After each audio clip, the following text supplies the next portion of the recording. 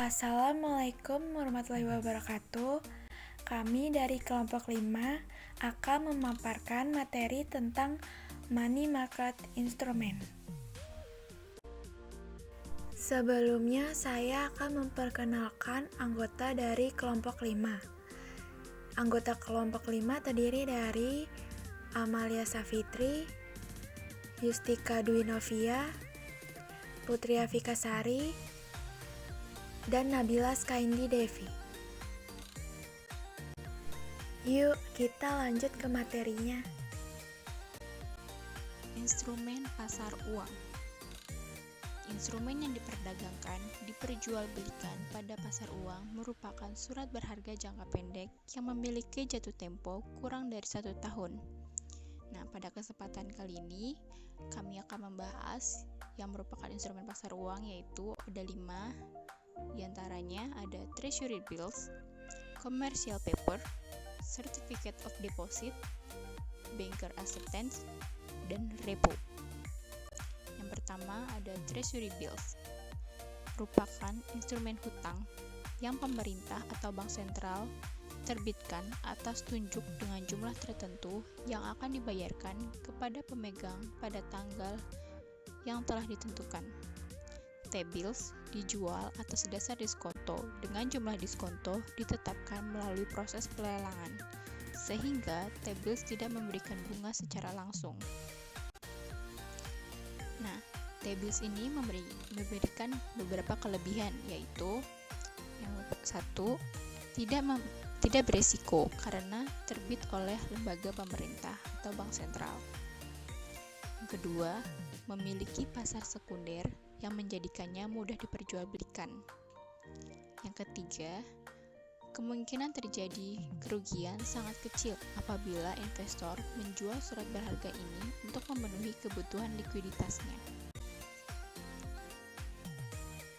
Nah, yang kedua ada commercial paper. Instrumen pasar uang yang berupa surat berharga berupa surat utang jangka pendek yang tidak disertai dengan jaminan. Surat berharga ini diterbitkan oleh perusahaan besar yang memiliki peringkat kredit tinggi. CP pada umumnya dijual dengan sistem diskonto dan biasanya dibeli investor, lembaga, atau perusahaan lain. Pada prinsipnya, CP merupakan promise dari perusahaan yang berjanji akan membayar sejumlah uang pada saat CP jatuh tempo. Kemudian yang ketiga ada certificate of deposit. Sertifikat deposit merupakan jenis instrumen yang terbit atas unjuk dan dinyatakan dalam suatu jumlah dengan jangka waktu dan tingkat bunga tertentu. Sertifikat ini diterbitkan oleh bank-bank umum atas dasar diskonto dengan nilai nominal minimal 1 juta rupiah dan jangka waktu 1 bulan sampai 12 bulan. Sertifikat deposito ini cair setelah tanggal jatuh tempo atau jika pemegang instrumen membutuhkan dana sebelum jatuh tempo mereka dapat menjualnya ke lembaga keuangan atau investor lainnya. Bentuk dari sertifikat ini dibuat seragam baik itu isi dan redaksinya, serta harus memenuhi semua persyaratan dan ketentuan yang dibuat Bank Sentral Indonesia. Yang keempat ada Bankers Acceptance atau BA, merupakan instrumen pasar uang yang tercipta melalui perdagangan luar negeri, yaitu ekspor-impor. BA adalah wesel bank yang diberikan cap dengan kata-kata accept dan dapat diperjualbelikan di pasar uang sebagai salah satu sumber dana jangka pendek. BA memberikan alternatif untuk mendapat kredit pada saat barang-barang yang diekspor dikapalkan untuk segera dikirim ke luar negeri. BA memiliki jangka waktu jatuh tempo sekitar 30 hari sampai 180 hari. Kemudian yang terakhir, yang kelima, ada repurchase agreement atau repo, yaitu transaksi jual beli surat berharga yang disertai dengan perjanjian bahwa penjual akan membeli kembali surat tersebut pada tanggal dan harga yang telah ditetapkan terlebih dahulu. Surat harga yang biasanya digunakan sebagai repo yaitu surat berharga yang dapat diperjualbelikan secara diskonto, seperti SBI atau Sertifikat Bank Indonesia. Yang kedua ada SBPU atau Surat Berharga Pasar Uang. Selanjutnya ada T-bills atau Treasury bills, dan CD atau Sertifikat Deposit. Selanjutnya, saya Maria Safitri, NIM-nya 112, akan menjelaskan tentang participants, buyers, and sellers yang ada di pasar uang, dan juga akan menjelaskan tentang federal funds atau dana federal. Yang pertama, saya akan menjelaskan tentang participant, buyers, and sellers. Di dalam kegiatan pasar uang, terdapat 8 pelaku utama yang terlibat, di antaranya yaitu ada pemerintah, bank sentral, bank komersial, perusahaan milik pemerintah, perusahaan swasta, money market, mutual funds, future market exchange, dan yang terakhir ada brokers and dealers. Yang pertama ada pemerintah. Pemerintah di berbagai negara, baik itu pemerintah pusat atau pemerintah daerah, memerlukan dana cadangan atau talangan, atau biasa disebut sebagai bridging funds, yang cukup besar untuk membiayai urusan negara, seperti untuk membiayai proyek yang sedang dilakukan oleh pemerintah. Dana talangan itu dibutuhkan karena diperlukannya waktu dalam penerimaan dana ataupun pajak, sehingga pemerintah memerlukan dana cepat untuk membiayai proyek tersebut. Untuk menangani permasalahan tersebut, pemerintah di Jepang misalnya, pemerintah di Jepang menerbitkan obligasi dan surat berharga jangka pendek untuk mendapatkan dana talangan tersebut. Pembeli obligasi dan surat berharga tersebut bukan hanya sebatas di Jepang saja, namun dari berbagai negara bisa membeli obligasi atau surat berharga yang diterbitkan oleh pemerintah Jepang tersebut.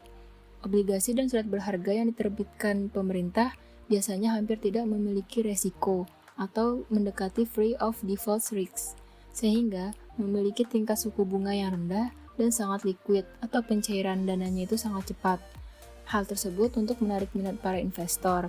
Selain itu, pemerintah juga memberlakukan free federal income tax.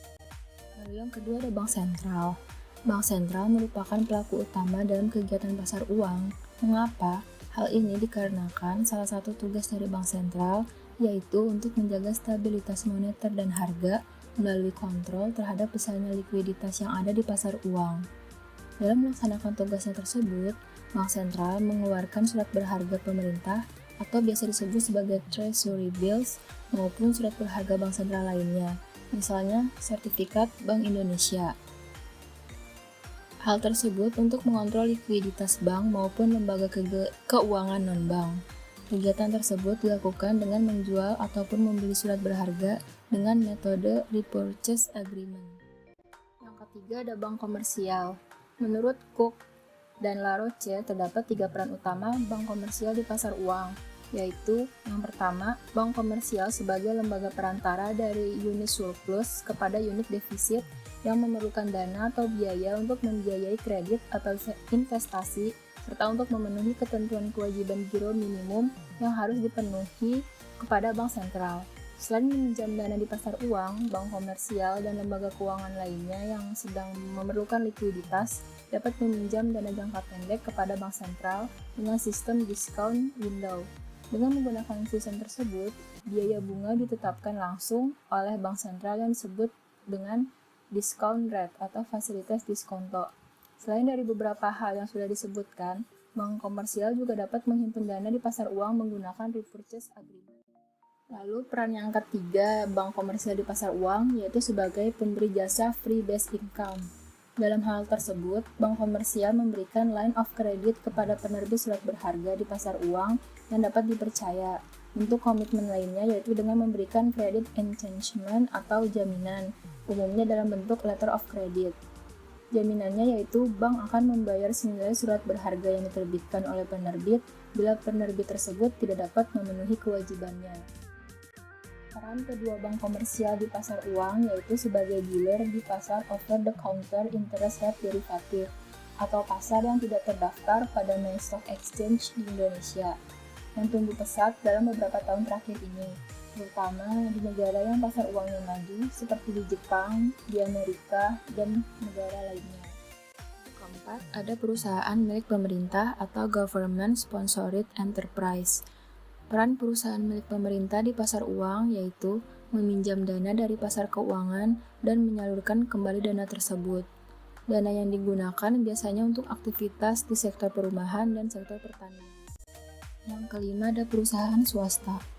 Perusahaan swasta yang dimaksud yaitu perusahaan non-financial institution dan non-bank financial business. Perannya yaitu menghimpun dana dari pasar uang dengan cara menerbitkan surat berharga jangka pendek seperti unsecured promissory notes. Yang keenam ada money market mutual funds. Money market mutual funds biasanya beroperasi dalam bentuk perusahaan broker atau perusahaan reksadana. Perusahaan ini melakukan pembelian surat berharga jangka pendek di pasar uang, lalu menjualnya kembali kepada individu atau perusahaan yang tertarik untuk melakukan investasi.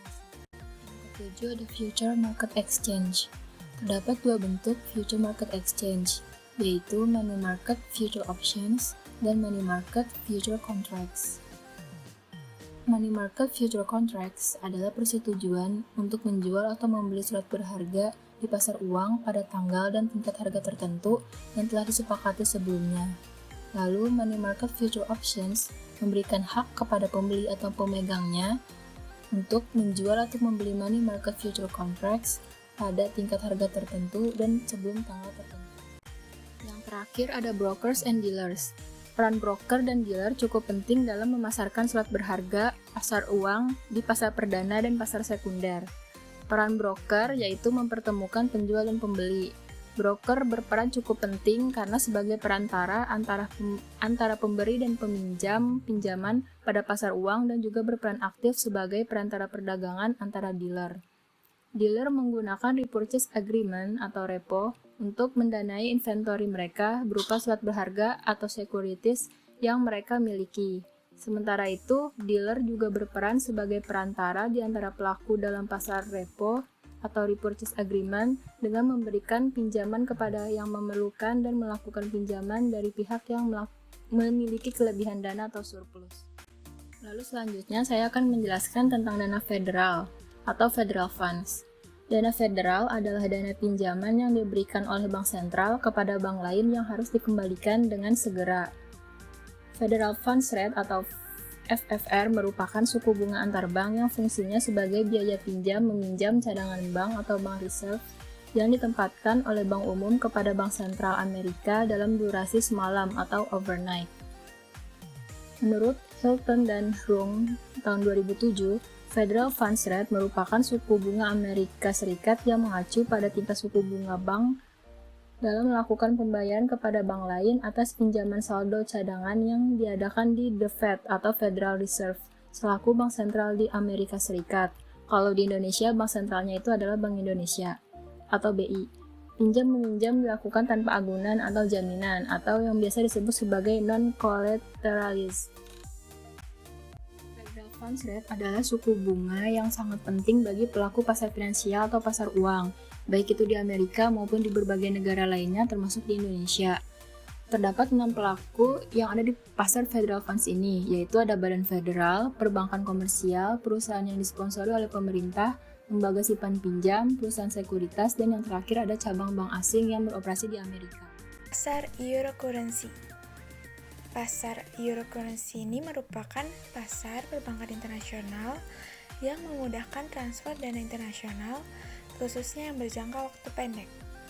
Dalam pasar ini, biasanya bank menggunakan perantara dengan bentuk berupa simpanan atau deposito berjangka waktu pendek dalam berbagai mata uang dan memberikan kredit yang berjangka waktu pendek pula.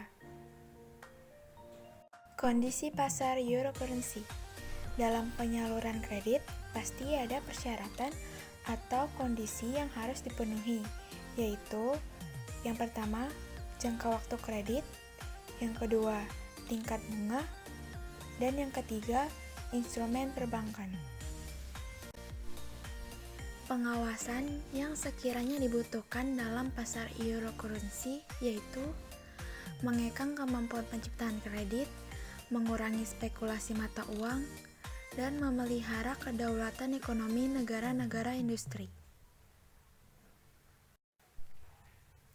Ada beberapa argumentasi yang sering diajukan tentang pentingnya pengawasan atas pasar Euro Currency. yaitu 1. Alasan prudensial. Aktivitas bank dalam pasar ini dapat memunculkan resiko lainnya yang dapat mempengaruhi kesehatan lembaga-lembaga keuangan tersebut. Yang kedua, alasan nilai tukar mata uang. Hal ini berhubungan dengan pendapat tentang pasar ini semakin memperburuk keadaan dalam bursa valuta asing. Di samping itu, sebagai sumber terjadinya tekanan-tekanan yang bersifat spekulatif dan membuat ketidakstabilan nilai tukar. Alasan yang ketiga yaitu alasan inflasi. Karena pemberian kredit tanpa adanya pengawasan telah menyebabkan peningkatan likuiditas dan pembelanjaan dunia secara berlebihan dan memberikan dampak atas meningkatnya inflasi dunia. Alasan yang terakhir yaitu alasan solvensi, dapat memperburuk dan mempersulit pengaturan moneter dalam negeri, khususnya yang menyangkut kebijaksanaan pengetatan, sebab dengan mudahnya negara-negara yang neraca pembayarannya mengalami defisit memperoleh kredit, maka hal itu telah melemahkan keinginan negara-negara tersebut untuk menganut kebijaksanaan penyesuaian yang dibutuhkan. Perkembangan pasar keuangan di Indonesia tidak terlepas dari serangkaian kebijakan deregulasi di bidang perbankan sejak tahun 1980-an.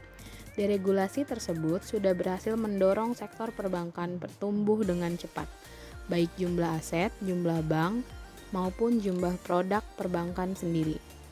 Deregulasi juga berdampak munculnya berbagai lembaga keuangan di luar bank, seperti perusahaan pembiayaan, reksadana, dan pasar modal, sebagai jalan tikus untuk menempatkan dana baik bagi investor dalam negeri maupun bagi investor luar negeri, serta tempat meminjam bagi pihak-pihak yang membutuhkan pinjaman. Dalam materi money market instrument ini, kami mengangkat kasus yang berasal dari tabel posisi operasi moneter dan transaksi pasar uang. Tabel tersebut dapat dilihat sebagai berikut. Di dalam tabel terdapat transaksi pasar uang dari 2014 sampai 2018.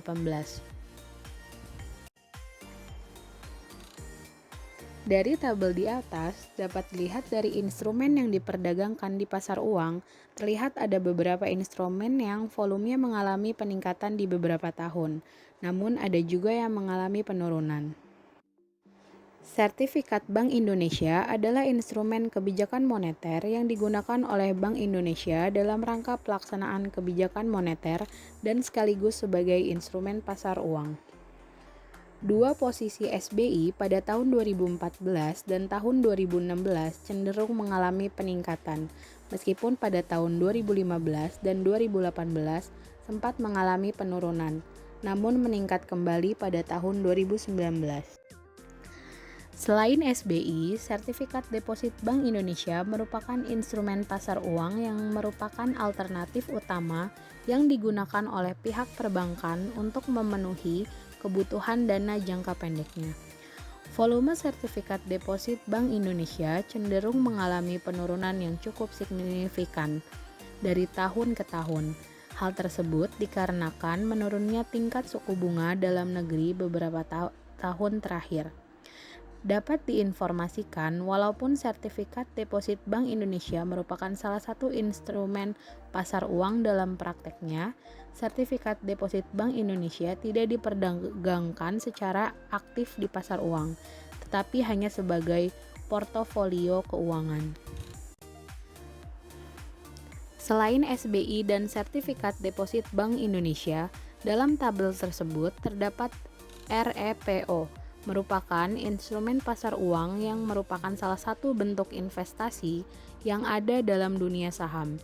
Dalam tabel tersebut diketahui bahwa mulai terjadi pada tahun 2015, 2017, dan 2018 dengan volume yang terus meningkat.